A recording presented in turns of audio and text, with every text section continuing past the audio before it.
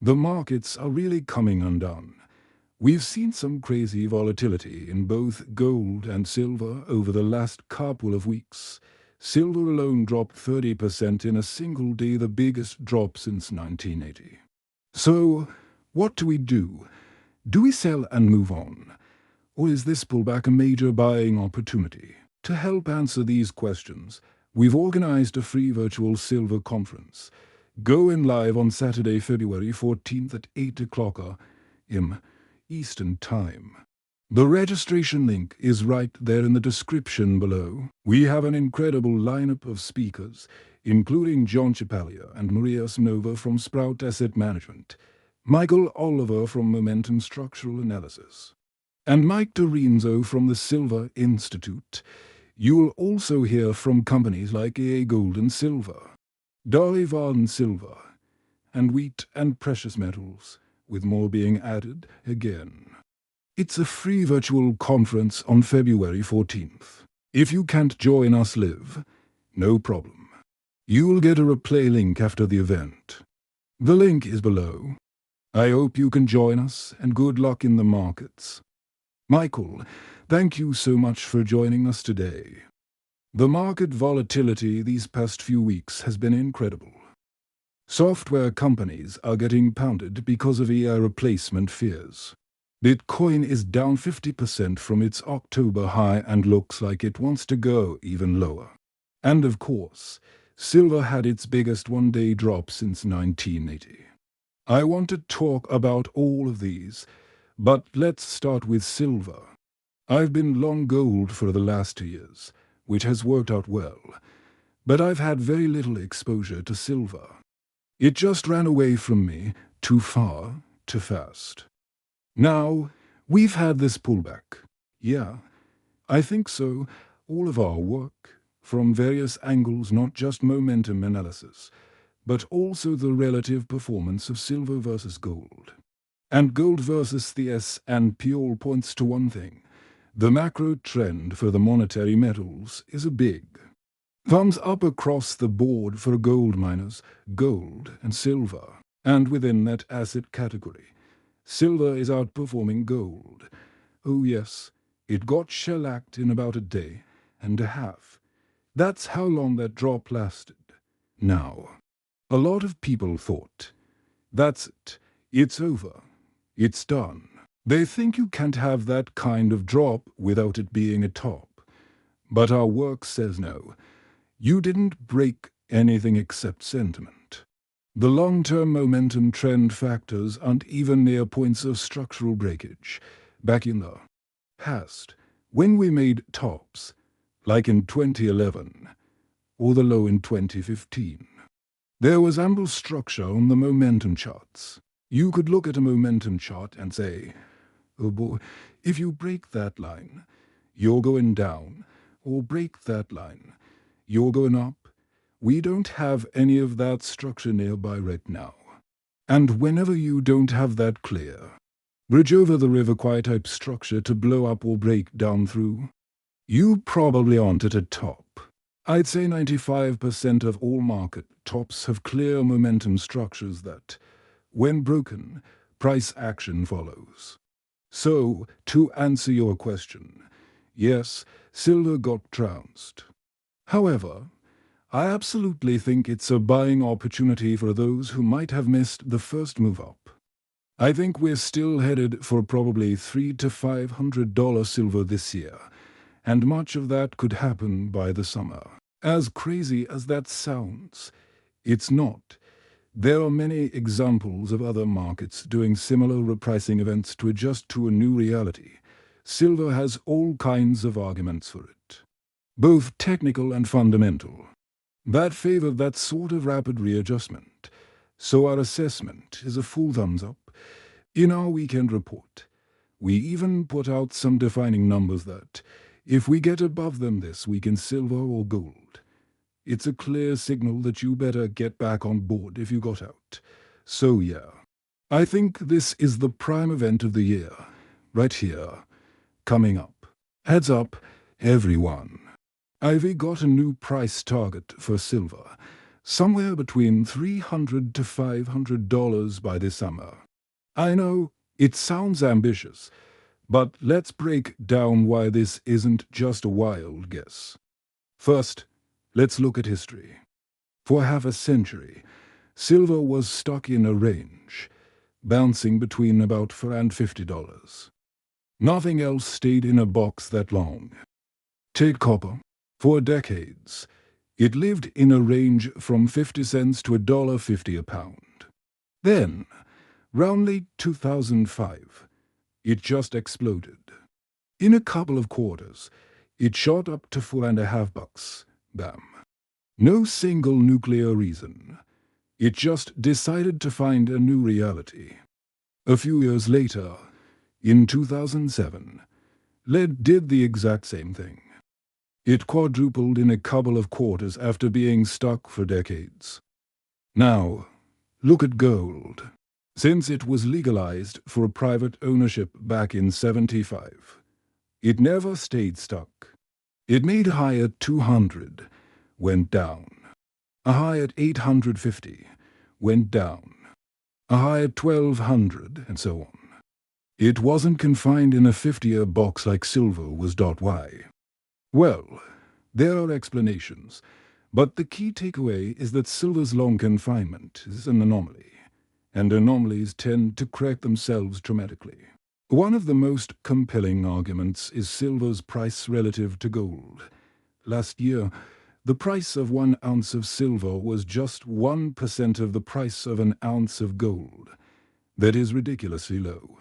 Historically speaking, to give you some perspective, during the bull market peak in 1980, silver reached 6.5% of the price of gold. In the 2011 bull market, it was over 3%. So, what do you think is going to happen from 1%? It's got a long way to run just to get back to normal. Recently, silver has popped up over 2% of gold's price, breaking out of a massive technical structure on the relative performance chart. This is more evidence that silver is waking up, even compared to gold. Yes, we had a sharper pullback than gold recently, but if you look back over the last year, silver is still outperforming. That's why we favor silver over gold right now, and we see this dip as a buying opportunity. Now, about that $300 to $500 target. It's a wide range, but it's based on a few different models. First, let's look at gold, the big sister. Gold has had two major bull markets. From its low in 1976 to its high in 1980. It had an 8-fold gain. Then, from its low in 2001 to its peak in 2011, it had another 8-fold gain. Our last bear market low for gold was around 1050 in 2015. We are currently only about 5-fold. Above that level, people say gold's overbought, but it hasn't even matched its performance from the prior to bull markets, and today's financial situation is arguably much more extreme.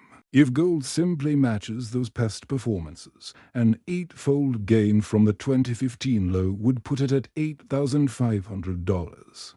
And guess what? JP Morgan just recently came out with the same number.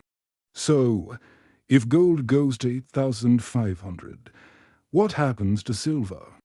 Let's say silver just gets back to 3% of gold's price, where it was in 2011. That puts silver around $150. If it gets back to its 1980 ratio relative to gold, you're looking at a price closer to the $500 level. Another factor is simple monetary degradation. Finally, let's look at a simple price chart. For 50 years, silver was in a box from about $5 to $50. That's a $45 range. The standard technical analysis method would be to add the height of the range to the breakout point. So, 50 plus 45 gives you a target of $95. But if you look at the chart on a logarithmic scale, which measures percentage gains, the story is different. The move from the bottom of the range at $5 to the top at $50 is a tenfold gain. If you apply another tenfold gain to the breakout point of $50, where does that put you? $500. When a market corrects for a long-term error, it doesn't just crawl its way up.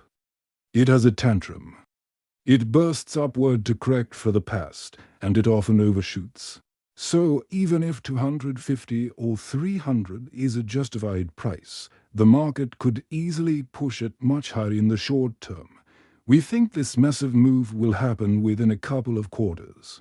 The recent correction happened earlier than we expected, but we still believe that by the summer, we'll be seeing silver at very, very high levels. I know some of you might be concerned about silver's volatility. It's true, gold is more stable, but from an investment perspective, looking at the next 6 months to a year, silver is the place to be by every metric we can measure. It's poised to outperform gold significantly. Before we wrap up, I want to let you know about a special virtual silver conference happening on Saturday, February 14th at 8 a.m. Eastern Time. We've got an amazing lineup of speakers, including experts from Sprott Asset Management, the Silver Institute, Wheaton Precious Metals, and many more. It's a fantastic opportunity to get deep insights into the silver market. There's a link in the description below where you can sign up. You won't want to miss it. Thanks for watching, everyone. Remember to do your own research. But the case, hey everyone, and welcome back to the channel. A lot has happened, so let's break it down. While gold has seen a nice climb over the last year, silver's performance has been even more dramatic. It's more than doubled what gold has done. Even with the recent pullback, yes, there's more volatility, but the key question for any investor is always, when did you get in? If you waited until the hype was at its peak and bought in at, say, 120, you probably felt the sting of that drop. Our own analysis flagged major buy signals last June around the 35 mark, and again at the end of November in the 50s. So while we've given back some profits, our long-term assessment hasn't changed one bit. Now, I know what you're thinking. Someone might say, but wait, silver dropped 30% in one day. Isn't that like the crash in 1980? And it's a fair point to bring up. Back on March 27, 1980, silver plummeted a staggering 63% in a single day. And over the next few months, it lost about 70% of its value. But I really don't see that happening now. This time, we're only a few months into this new move. The old reality is gone. The real question now is, what's the new upper limit for silver? I believe we're going to find out very quickly, likely within a few months, not years. Sure, it might overshoot and then correct sharply, but that's a concern for those who might jump in at $400 or $500. For now, this pullback looks like a golden opportunity. Our long-term market measurements are still pointing to a major move. But even our short-term indicators are signaling a recovery. Daily momentum charts are already crossing by trigger levels, essentially saying, hey, we're climbing out of the hole. The weekly charts suggest a similar story, with key levels not too far above where we are now. So, if you're not in silver yet, this could be your chance. You're buying off the recent low, but still well below the recent high. Nothing has fundamentally broken except for public sentiment. That 1980 event, and a similar one in 2010 to 2011. Were triggered when silver broke out relative to gold. We saw that same kind of breakout signal at the end of last November, but on an even larger scale. We are just 2.5 months into what looks like a multi-quarter surge. So what about gold? Will its move be more measured or just as explosive? Well, relative to its performance over the last decade, it has already become far more volatile. We've seen $100, even $200 moves in a single day. That kind of volatility is here to stay, though gold will likely lag behind silver's dynamic upward climb.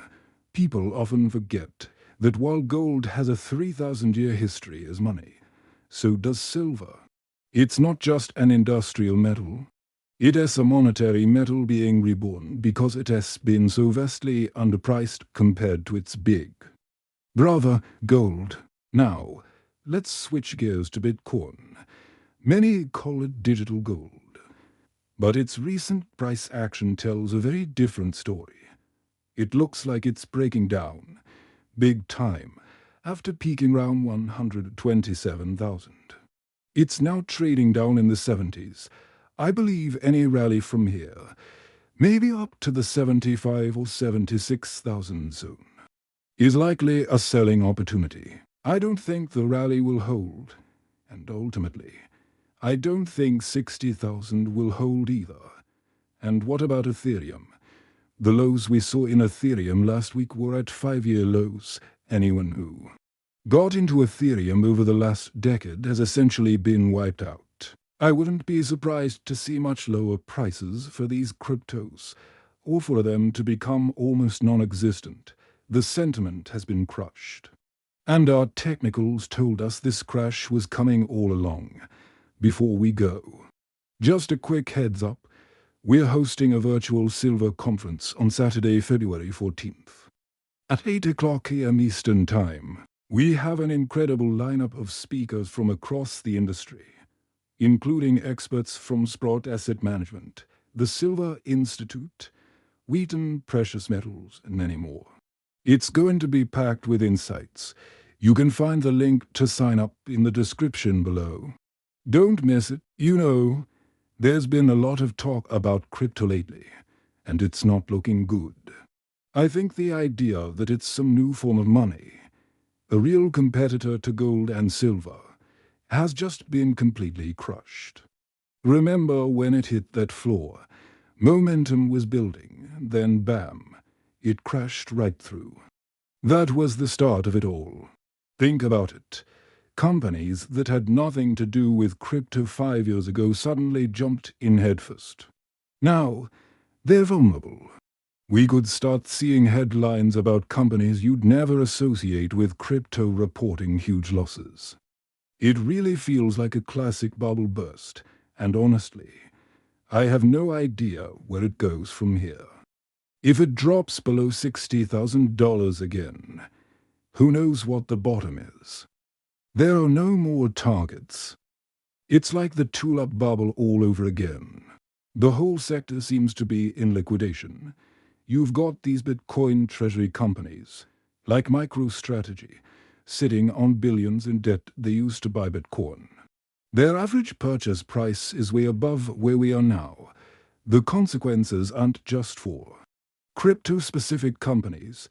It's for everyone who bought into the idea that crypto was viable money.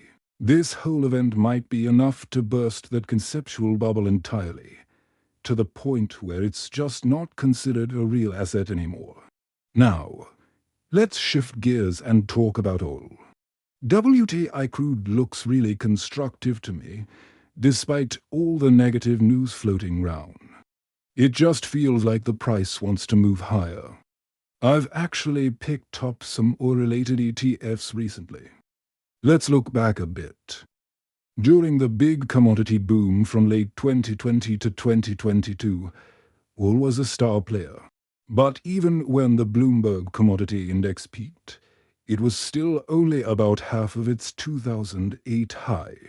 Oil surged to $130, then fell back hard and just sat there for years, hovering in the $60, $70, $80 range. It was dead in the water, not going up, not going down. But things started to change last October. The Bloomberg Commodity Index, which oil tends to follow, gave a major buy signal. It's been a quiet advance since then. Nothing spectacular. And during this time, oil has actually been the weak link.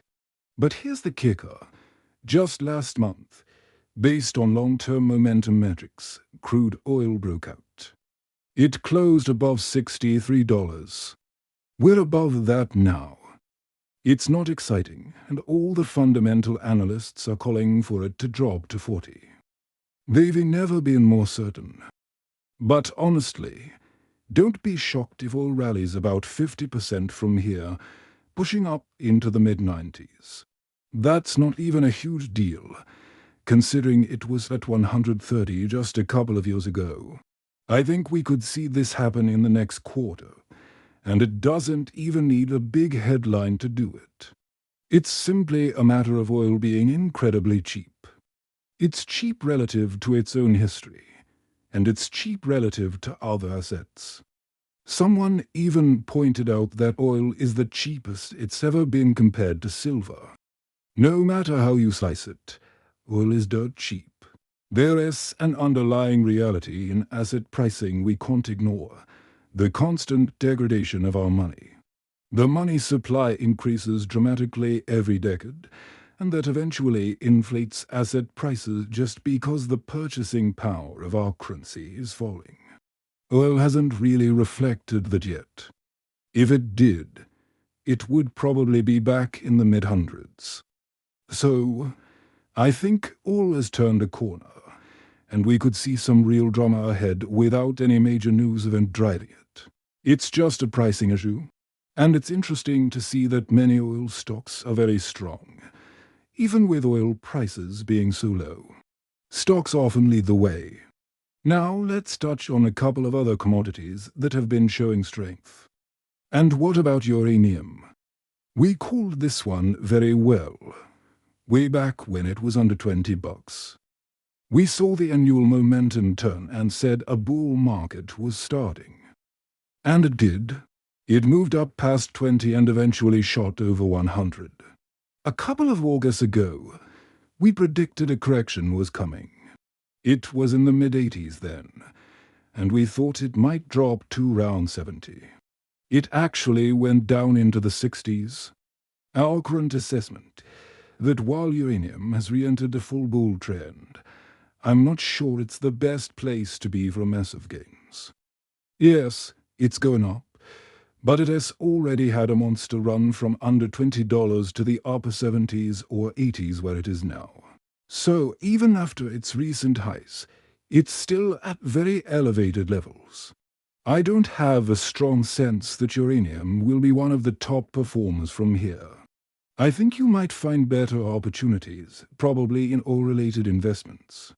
So, since you brought up base metals, let's talk about copper. Honestly, I'm not sure exactly where it's going, but seeing it hit 7, 8, or even $9 wouldn't surprise me at all. The base metal miners are performing very well, and that's a great sign. It's not just about copper.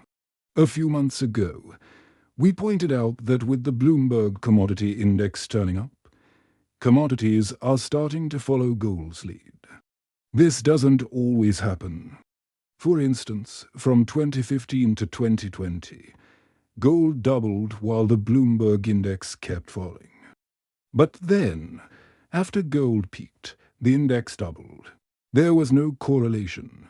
But now, it looks like the whole commodity complex is latching onto gold and will move with it. When we look at the long-term trends of the Bloomberg Commodity Index, most of its components tend to move together. Some lead, some lag, but they're a pretty tight-knit group. I think over the next couple of years, being in commodity-related areas all, base metals, agriculture, fertilizer companies will be a fantastic place to be. Why, first, the risk is incredibly low. These prices have been crushed relative to our decaying currency, relative to the stock market, and relative to gold. They are seriously depressed. The risk is low, and the upside potential is significant. And I'm not talking about a quick trade. I'm talking about an investment quality move that could last for several years. It's a category you should definitely be looking at. So, the message here is this. You see that wave coming. You need to jump on it and just ride it. Don't wait for the Bloomberg index to explode and take out its 2020 to high. By then, everyone will be piling in, saying, "Oh, it broke the last high." Our momentum analysis, which price tends to follow, is already giving a thumbs up. No, it's not explosive yet. No, there aren't any big headlines. But the most important thing is that commodities are historically, fundamentally dirt cheap. And it's a good reminder that even when the Fed keeps printing money, it doesn't always go where they want it to. We see this in stock market downturns. They can print like crazy, but the market can still go down, and that money flows elsewhere. I believe commodities are one of the places that money is going to flow because the risk-reward potential is just that compelling. Just think about the sheer scale of money printing. Using M2 as a measure in the U.S., it went from around 15.4 trillion in January 2020 to well over 20 trillion now. That's a 42% increase in just a few years. Another way to look at that is a massive loss of purchasing power. Our dollars are simply worthless, and that has to show up somewhere. I believe commodities are next in line. Thanks for watching, and be sure to follow for more insights.